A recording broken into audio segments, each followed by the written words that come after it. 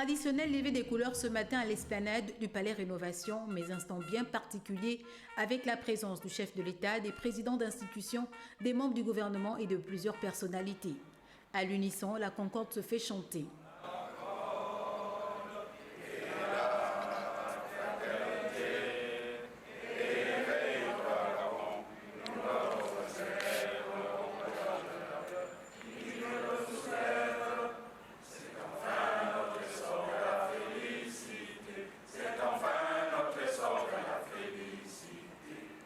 Décor donc bien particulier, revêtant un caractère solennel, renforcé par le déroulement de la cérémonie de réception des actes de restitution de la Société nationale du bois à l'État gabonais. Une énième avancée majeure dans la vision économique du président Brice Clotaire Oligui Nguema. Cette initiative contribuera à générer de nombreux emplois et lutter contre le chômage. En réaffirmant la souveraineté du pays sur la ressource forestière, le gouvernement ouvre davantage la voie à une croissance économique durable au profit de la communauté nationale. Aujourd'hui, à l'heure de la restauration des institutions, assumer cet héritage revient à redéfinir des priorités nationales dans ce secteur clé de notre économie. C'est une nouvelle impulsion, une nouvelle ambition.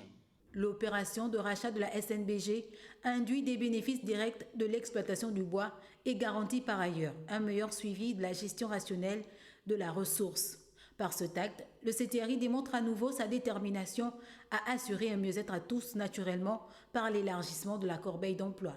Après le rachat d'Assala, le retour de la compagnie nationale Fly Gabon, l'acte du jour démontre l'engagement indéfectible du président Brice Clotaire Oligui Nguema à restaurer la dignité des Gabonais et à maintenir son fort élan d'attachement au patriotisme.